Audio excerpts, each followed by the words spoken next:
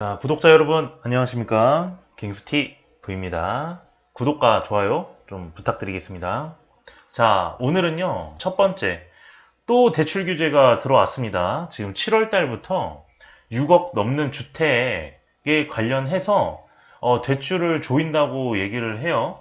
네, 바로 상승장이 다시 시작된다. 원래 6월 달부터 상승이라는 단어가 많았었어요. 왜냐하면 종부세와 재산세를 내야 되는 달이기 때문에 똘똘한 한 채를 위해서 다주택자들은 조금 허접한 집들을 매물로 내놓고요. 좋은 집들은 가지려고 하는 경향이 있었기 때문에 그 이후에는 서울에 있던 집들이 더더더 몰리기 때문에 양극화가 발생이 되면서 좋은 집들은 상승을 하고 나쁜 집들은 횡보를 하는 그런 장을 예상을 했었습니다. 자, 그리고 두 번째는요, 3기 신도시가 이슈인데요. 뭐 하남, 부천 대장 등 여러 군데에서 3기 신도시를 출범을 했으나 총 83만 호의 집을 내놓기도 전에 13만 채인가요? 그것만 내놓고 사전 청약을 받고 있습니다. 과연 80만 호를 달성할 수 있을지 그 부분도 좀 의아스러운데요. 한번 뉴스를 통해서 알아보도록 하겠습니다. 6억 넘는 주택 살 때 대출 조인다. 서울 아파트 83% 규제 대상이다. 자, 서울의 외곽 지역들, 뭐 구로역 같은 데 포함해서요. 서울 아파트 중위 가격이요. 정부에서 내놓는 시세는 9억이고요. 지금 KB 부동산에서 내놓는 시세는 11억입니다. 지금 양쪽이 엇갈리고 있죠. 근데 저는 더 믿는 거는 KB 시세를 좀 믿습니다. 서울 아파트 중위값이 6억이라고 했을 때 정부에서 살짝 KB에게 압력을 넣은 건 아닌가 그런 생각을 했었었는데요. 근데 그러나 지금 현재 서울 주택 중위값이 벌써 11억으로 치솟아 올랐습니다.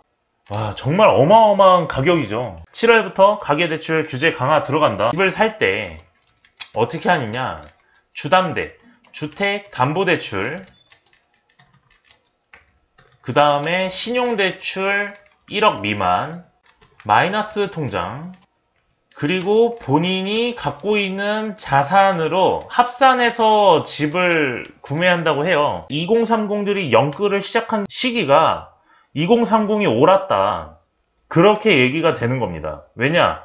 그때 당시만 해도 서울 아파트 중위가격이 6억에서 많아봤자 7억이었거든요. 서울에 베팅을 한 영끌족들이 부모님 도움이나 본인의 노력으로 통해서 서울에 아파트를 샀다.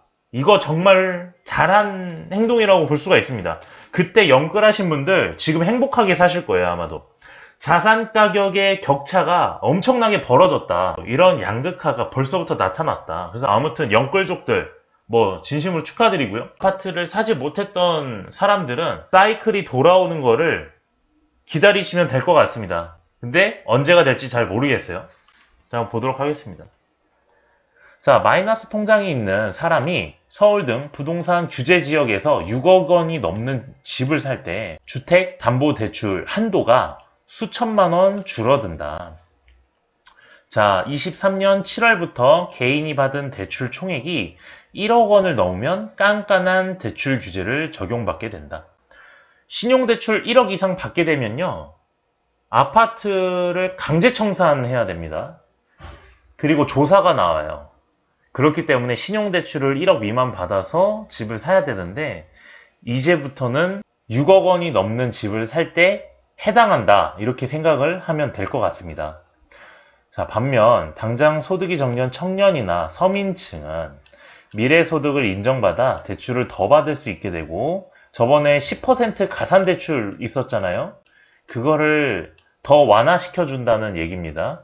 40년짜리 모기지도 하반기에 나온다. 이제 40년 만기가 나옵니다. 근데 이게 좀 중요한 게 뭐냐, 40년 만기라고 하면은 어찌됐든 뭐 2억이든 3억이든 돈을 빌렸을 때 40년을 나눠가지고 이자와 원금을 같이 갚아야 되는 원리금 균등 상환과 원금 균등 상환이 있습니다. 은행에서 대출해주는 거는 최대 30년까지 아파트 대출을 통해 가지고 이자와 원금을 갚았었는데요.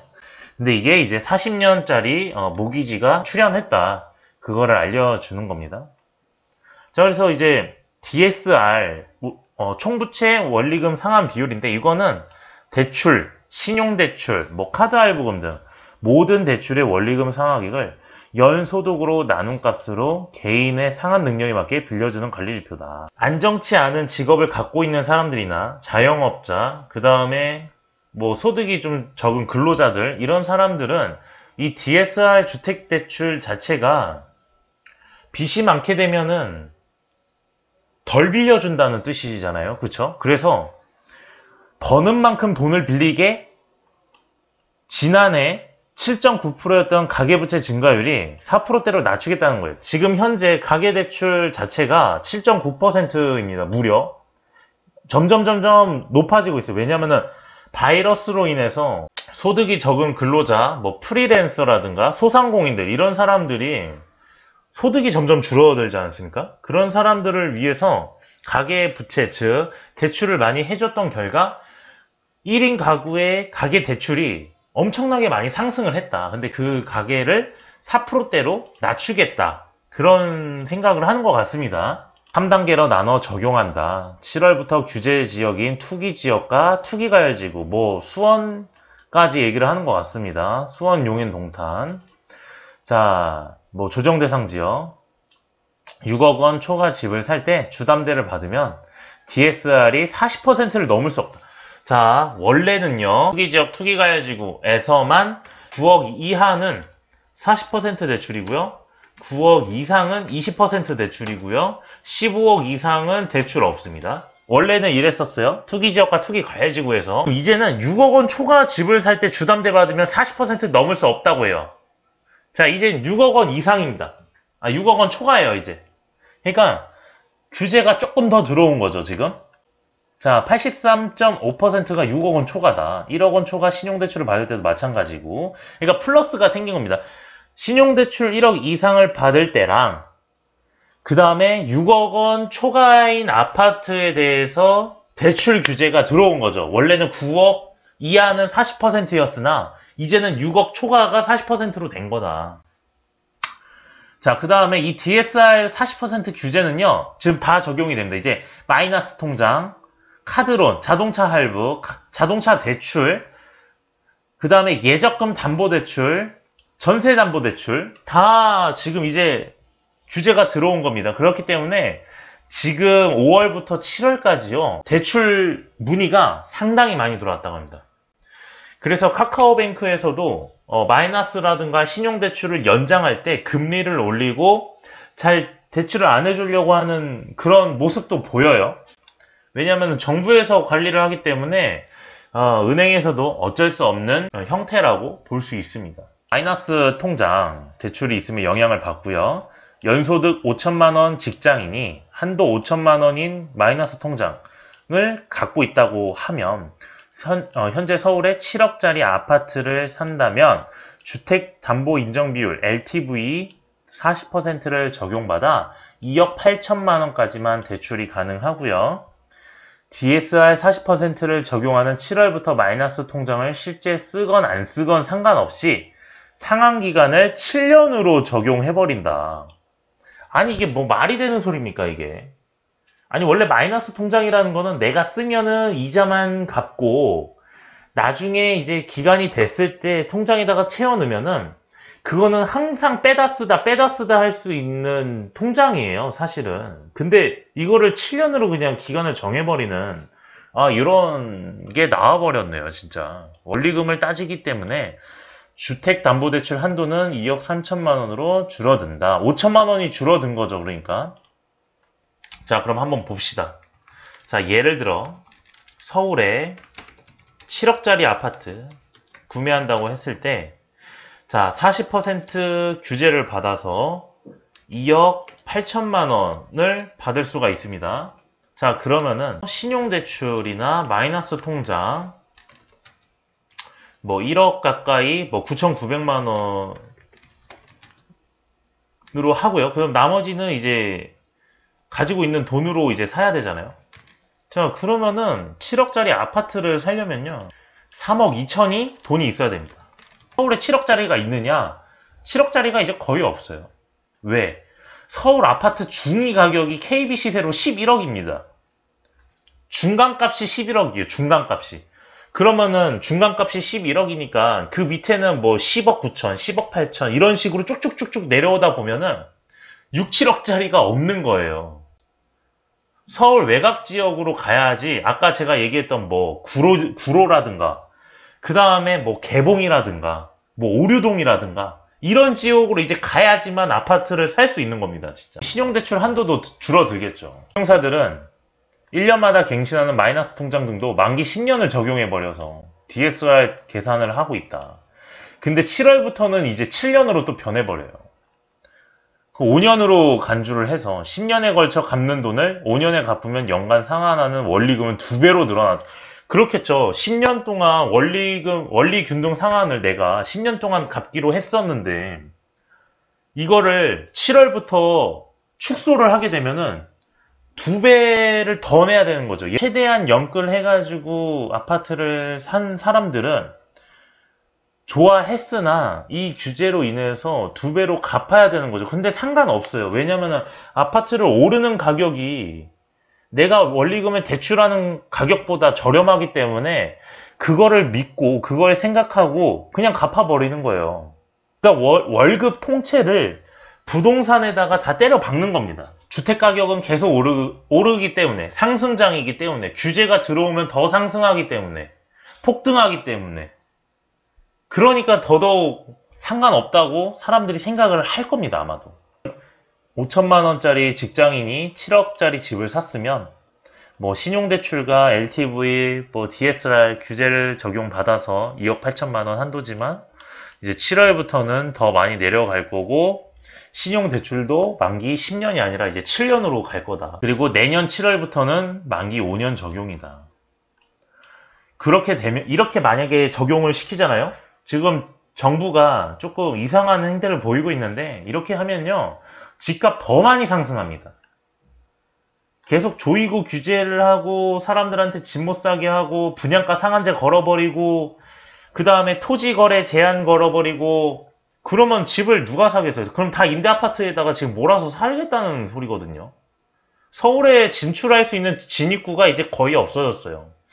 과천에서 진입하는 서초구 그 라인, 그 다음에 신분당선으로 진입하는 라인, 김포에서 한강 라인으로 진입하는 라인, 그 다음에 강북에서 진입하는 라인, 그 다음에 파주, 그 다음에 뭐 남양주 이쪽에서 진입하는 서울의 그 전부 통로가 아예 이제 막힌다는 소리입니다. 이렇게 하면요.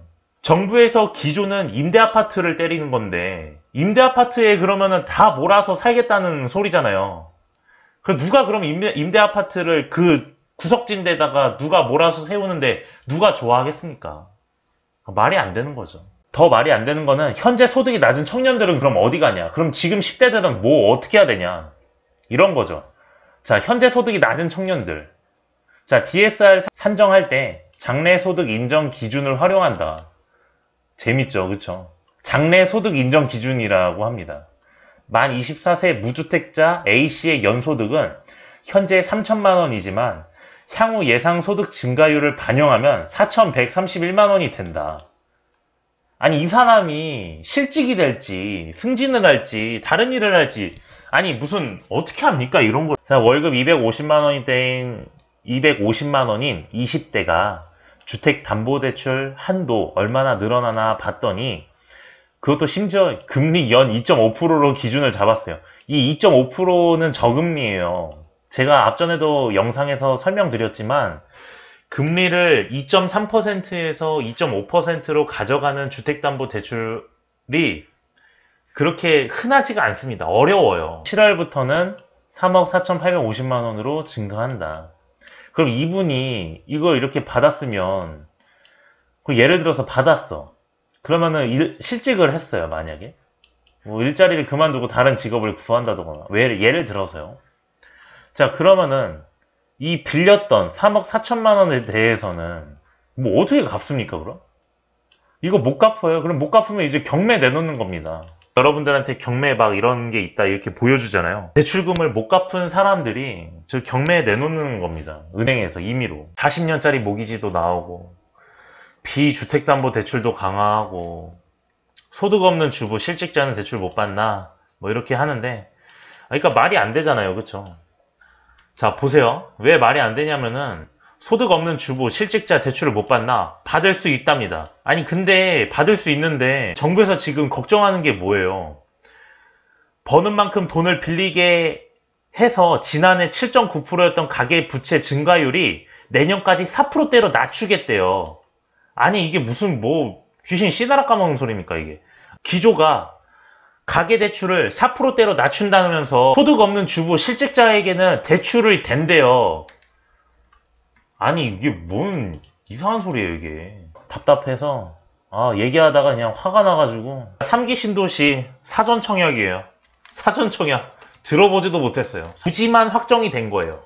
뭐 하남이라든가 뭐 부천 대장이라든가 뭐 일산 어디 부분이라든가, 그러니까 이렇게 부지는 확정이 된 겁니다. 근데 부지를 확정을 했는데 주택이 없어요. 그러니까 실체가 없어. 페이퍼 컴퍼니야. 주택이 없어요. 근데 주택이 없는데 이 주택이 없는 사전 청약을 받겠다는 거예요. 티켓을 팔겠다는 겁니다.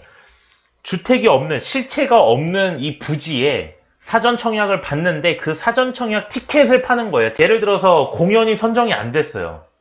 공연을 어디서 하겠다 했어. 근데 공연을 누가 하는지, 어떤 연예인이 하는지 밝히지도 않은데 미리 그 공연 티켓을 파는 거랑 똑같은 거예요 지금.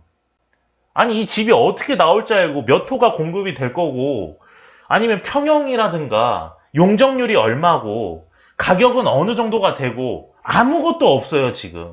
답답하죠. 굉장히 답답합니다. 자, 홍남기 약속한 2차 택지 이달 말 발표가 유력하다. 1기 신도시 등 물망에 올랐다. 자, 홍남기 국무총리 직무대행 경제부총리 겸 기획재정부 장관이 자, 이번 주 14만 9천 가구 신규 택지를 발표, 83만 호 한다면서 이제 14만 호 했습니다. 이거 벌써 불과 1년 넘었나요? 1년 반 정도 넘은 것 같은데.